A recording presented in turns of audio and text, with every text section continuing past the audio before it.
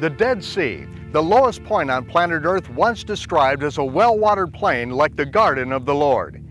Nearly 4,000 years ago, the crust of the earth split open and out of its bowels belched fire and brimstone that rained down upon the cities of Sodom, Gomorrah, Admah, and Zeboim. Abraham stood in the door of his tent on the other side of these mountains and watched as the cities and their inhabitants were incinerated in the inferno. The Jordan River continues to wash minerals from the highlands of Israel into this dead-end chasm, and what appeared to be distant, nondescript rock formations out in the middle of the sun-parched Israeli desert turns out to be the ashen remains of the cities of the plain, found still standing and covered with millions of chunks of brimstone. I'm Michael Rood. Prepare for a rude awakening.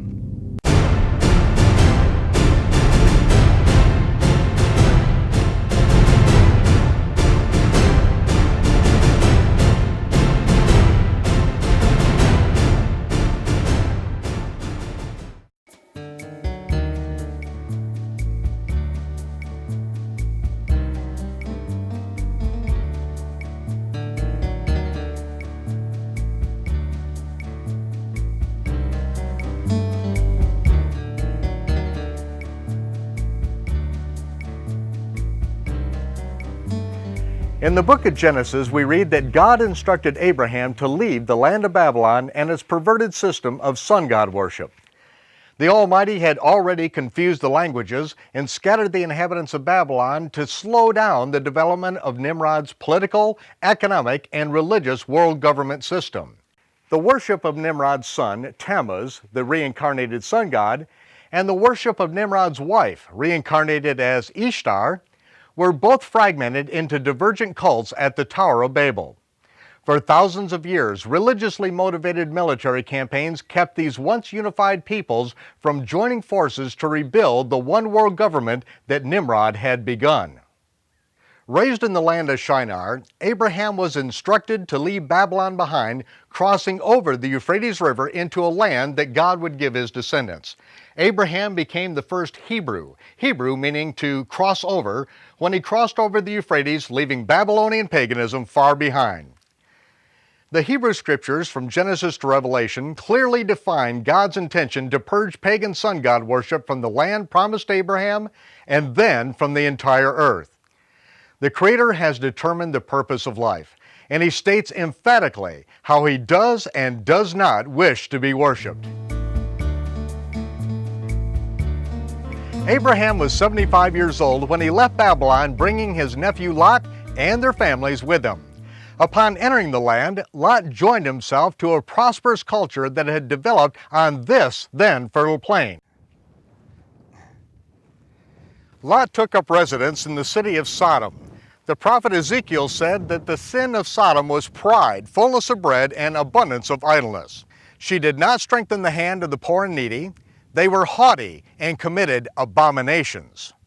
Sorry for this rude interruption, but if you want to know how to get on the bad side of the Almighty, search the scriptures for what God calls an abomination. The word abomination is translated from the harshest words in the Hebrew language, toavah and sheketz, and they mean perverted, disgusting, repulsive, sick, putrid, vile. You get the picture. Their self-indulgent lifestyle led to a perversion named after the city, sodomy, commonly known today as homosexuality. Abraham was forewarned that the sin of Sodom might have reached the point that divine intervention was required. Two angels who appeared as men left Abraham's tent to see what was transpiring in the city of Sodom. Upon arrival, the angels were welcomed into the home of Lot, but an aroused group of homosexual men demanded that Lot send these strangers out to them so that they could rape them. Lot refused, so they attacked him on his front porch. The angels pulled Lot to safety inside the house and smote the entire mob with blindness. The scriptures record that they wore themselves out as they groped the house looking for the door. At sunrise, the angels took Lot, his wife, and 2 daughters by the hands, dragging them away from the city. Soon, fire and brimstone rained down from heaven, turning the city into a raging inferno. That is when some scientists believe that the 3,000-mile Great Rift Valley was formed, when the Earth's crust fractured and belched fire and brimstone into the heavens. As the brimstone showered down upon the cities, Abraham saw the smoke of Sodom rise up in the distance. But until the smoke cleared, Abraham had no idea that Lot was saved from destruction.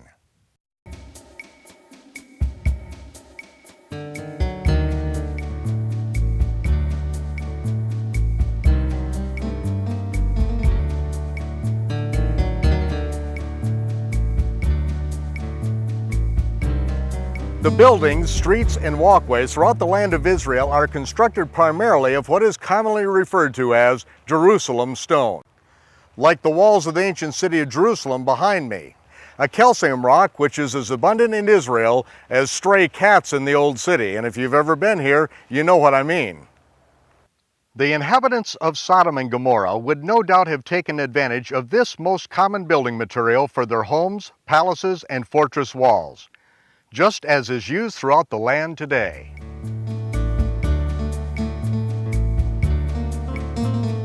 Archaeologists contribute Sodom and Gomorrah's overt wealth to the flourishing vegetation and the commercial value of the asphalt pits found in this once lush valley.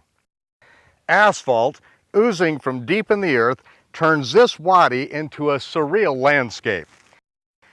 The builders of the cities on this plain had access to an unlimited supply of asphalt with which to cement their buildings into indestructible fortresses. Indestructible until burning brimstone rained from the sky, igniting the asphalt mortar and turning the city into a furnace.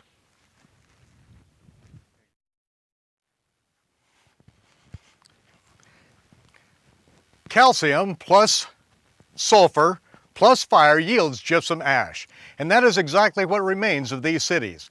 These structures appear as rock formations from a distance, but those who venture out into this deserted, lion-prowled wasteland soon find their trek to become laborious as they sink ankle deep in this gypsum ash. When this ash is subjected to flame, it does not even change color. It has already been completely consumed.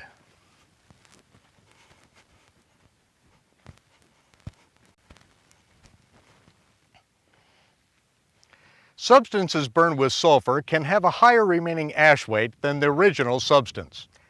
That may explain, in part, how this sphinx-shaped object and others like them can remain standing throughout the centuries. The layers of ash, twisted and warped by the intense heat, finally settle into a form that much resembles the original object. The minimal rainfall on this desert contributes to the longevity of these structures, slowly compacting the layers of ash through the centuries.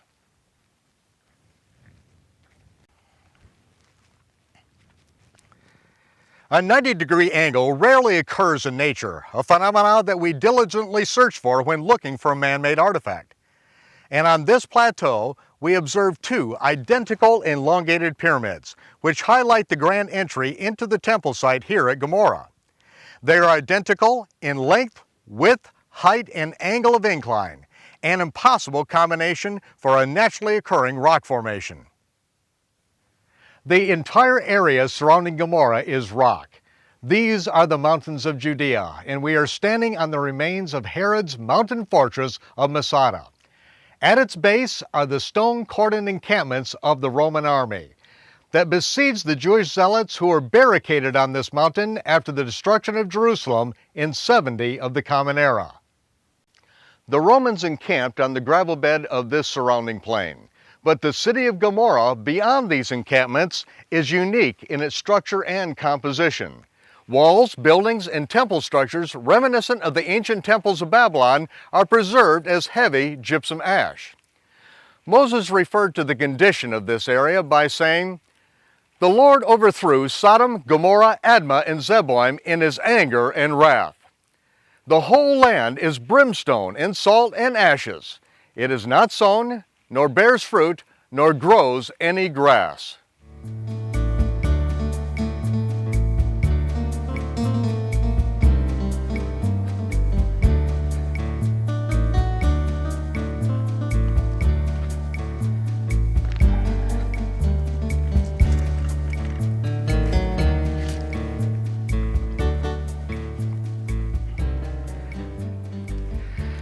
Desert gazelle scrap a meager menu from the stubble that grows from the bottom of the wadis, dry riverbeds that are occasionally flooded by rainwater cascading from the Judean mountains.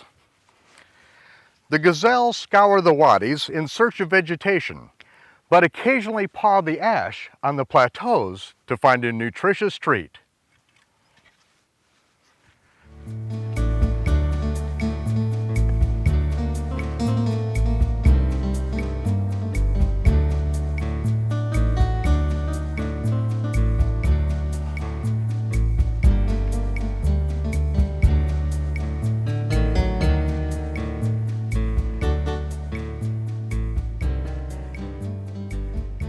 This is a natural mineral salt lick, the salt of which Moses spoke. Mineral salts from the bodies of the incinerated citizens of Sodom and Gomorrah continue to leach to the surface even after 4,000 years. After the atomic bombs were dropped that ended World War II in the Pacific, U.S. military inspectors at Hiroshima found piles of white powder near the blast site. Analysis proved the powder to be the mineral salts of the incinerated individuals who were vaporized in the fireball. All that was left was a pile of salt.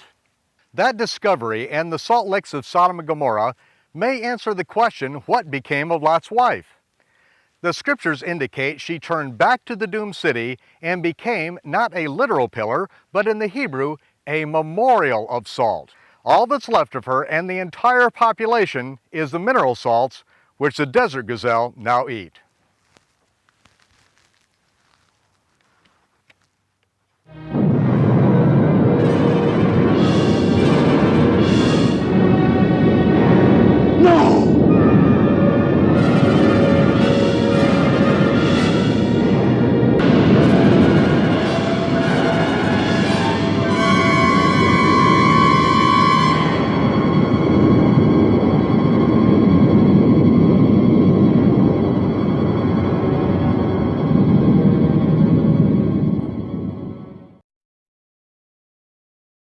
In recent centuries, legend has developed that the four cities of the plain were submerged in the briny depths at the south end of the Dead Sea. Yet 500 years after the event, Moses recorded that the cities remain as brimstone, salt, and ashes. In the first century of the Common Era, Shimon Kefa, commonly known as Simon Peter, spoke of the remains of the cities as if it were common knowledge among the Jews of his day. In the second century, the Jewish priest and historian Josephus spoke of their remains still standing in the Judean desert. The Dead Sea has continued to recede since the days that the scriptures were penned, and if they were visible in the days of Josephus, there is no way that they could now be submerged. Through the years, many looked in the wrong places and found nothing. But the cities of the plain were discovered exactly where the scriptures indicate, along the western shore of the Salt Sea and the Dead Sea Valley Plain. In the book of Genesis, we read, "Before the Lord destroyed Sodom and Gomorrah, Lot beheld all the plain of Jordan, that it was well watered everywhere, even as the garden of the Lord." We also read that the kings of the land of Shinar made war with the kings of Sodom, Gomorrah, Admah, Zeboim, and Zoar. All of their armies were gathered together to fight in the valley of Sodom, which after the destruction of those cities is now called the Salt Sea. The location of the four cities is cited in the scripture when describing the borders of the land of the Canaanites, which was from Sidon, as thou comest to Gerar, unto Gaza, as thou goest unto Sodom, and Gomorrah, and Admah, and Zeboim, even unto Lasha. The four cities could only form the border of the Canaanites if they were spread out along the Jordan River Valley and not grouped together at the south end of what is now called the Dead Sea. In the first book of Shmuel, we read, "The Philistines camped at Michmas, and raiding parties went out from the camp in 3 detachments. One turned toward Ophrah in the vicinity of Shual, another toward Beth-horon, and the third toward the border of the land overlooking the valley of Zeboim, facing the desert. Again, the location of the remains of Zeboim is north of the Dead Sea and is designated as facing the desert in the Great Rift Valley east of Michmas. These four locations have yielded the same ashen features and brimstone remains that we see here in the city of Gomorrah. The brimstone found here is unique to this part of the earth. Samples have been analyzed in laboratories in the U.S. and also in one of the most prestigious laboratories in the world, the Karolinska Institute in Stockholm, Sweden, which awards the Nobel Prize in the field of science. Critical analysis showed this sulfur to be 95.72% pure sulfur with 3 other trace metals which could generate sufficient heat to melt even stainless steel.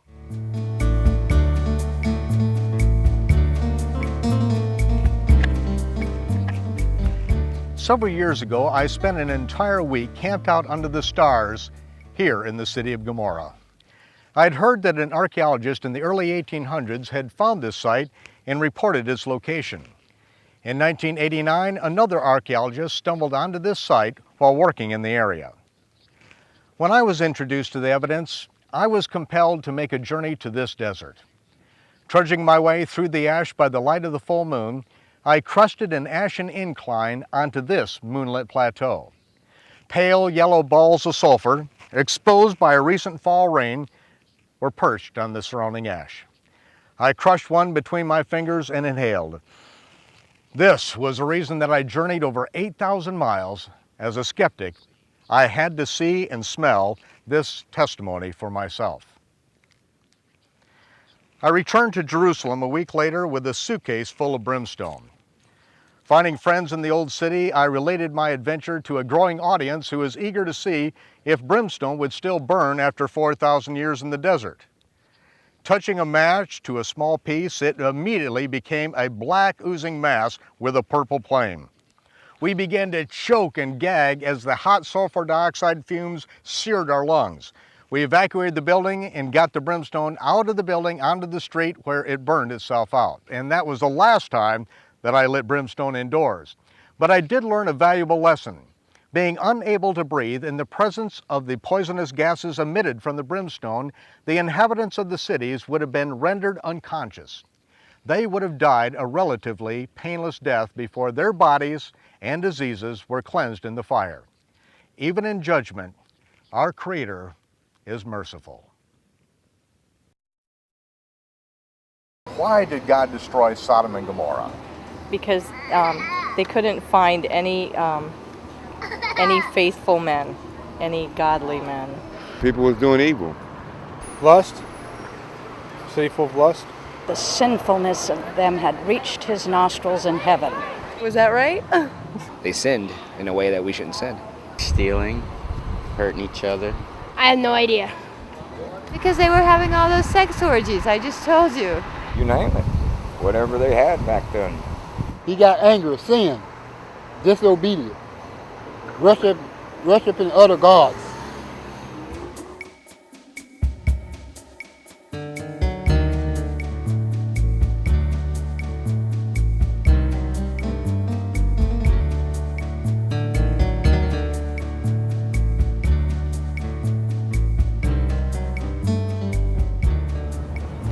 I find fascinating parallels in the history of Sodom and Gomorrah and that of our current culture, especially in the United States. The document, which has become commonly known in America as the Declaration of Independence, recognizes that the Creator has endowed every human being with absolute rights that no civil or religious entity has the right to alienate from the individual. The public school system in the United States was originally established to teach children how to read the Bible so that they could never be stripped of their God-given rights. For the past several generations, however, the Department of Re-Education in Washington, D.C. has forced the once independent schools to teach that life is just the result of millions of years of aberrant chance mutations in a purely mechanical universe, and there is no creator. The nice sterile term for this is evolution. But if there is no creator, then there are no creator-given rights upon which our republic was founded. Without God-given rights, we are left with only government-given rights. And what the government giveth, the government taketh away. If there is no Creator, we have neither God-given rights nor God-given responsibilities. There is no right or wrong. And we, like all animals, are reduced to survival of the fittest. And if it feels good, do it.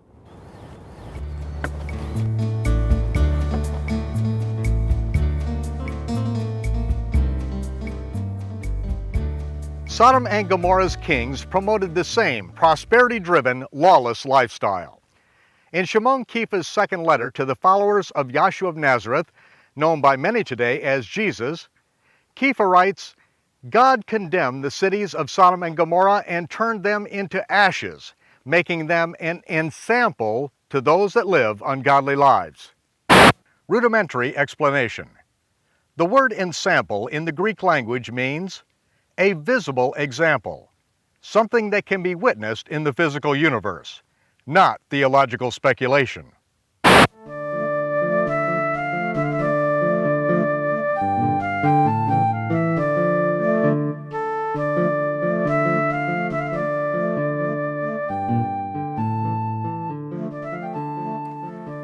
Just as surely as the Almighty does not rain fire and brimstone down on every generation or city in which there's gross wickedness, He has left a testimony in the earth for these last days. God is the righteous judge, and if you decide to live an ungodly life, your judgment is just as sure as the judgment of Sodom and Gomorrah. The remains of Sodom and Gomorrah are also a testimony to the righteous. Lot remained righteous in the midst of a sick, twisted, and perverse world. God delivered the righteous in the day of His judgment then, and He will deliver the just as He shakes the earth in these last days.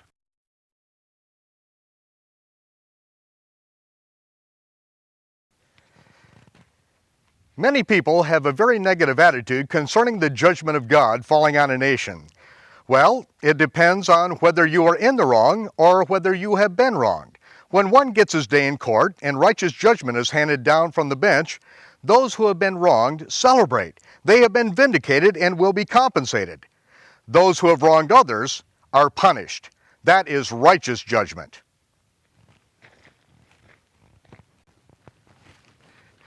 God's judgment on Sodom brought relief to those who were shackled in dungeons until they were abused to death.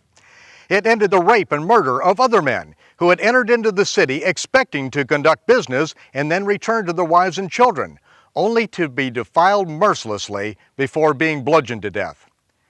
It ended child pornography and sex slave markets. It ended kidnapping and prostitution rings. It ended the murder of babies conceived in the free sex atmosphere of Sodom's singles bars, church dating clubs, and the private studies of lawless clergy. Perhaps it ended the first syphilis and AIDS epidemics that would have wiped out the world before the age of modern medicine.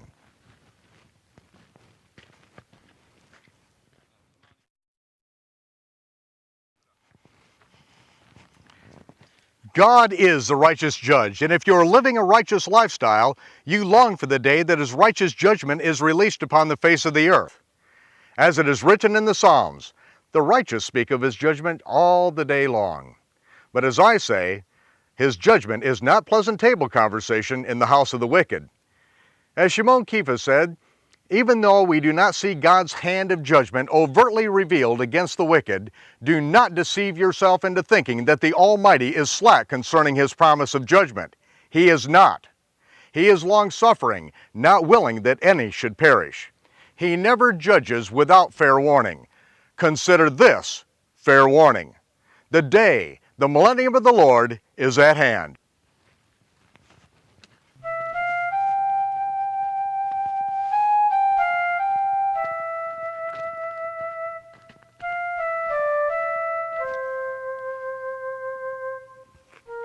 Just as Kefa prophesied, the remains of the cities of Sodom and Gomorrah stand as an ensample, a visible witness in the last days. A witness that the Hebrew Scriptures are an accurate historical record of the land and people of which they speak. The ashen remains of those cities are a testimony to those who decide to live an ungodly life. They remind us that the judge, though long-suffering, will render a swift and terrible verdict to those who disobey His commandments and do their own thing. This brimstone is an aromatic reminder that the God of Abraham, Yitzhak, and Yaakov is the righteous judge, and that He will deliver the righteous in the day of judgment. I'm Michael Rood. Join us again next time for A Rude Awakening, and I'll see you when the smoke clears.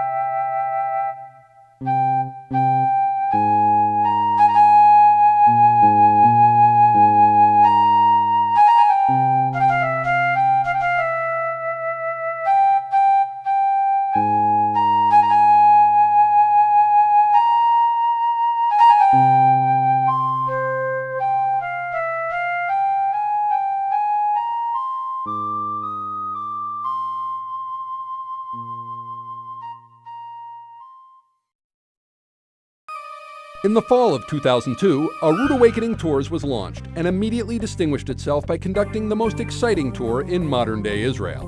Hosted by Michael Rood, we abandoned the canned Christian itinerary and discovered our heritage as seen through the eyes of our ancestors, Abraham, Isaac, Jacob, and Messiah Yahshua.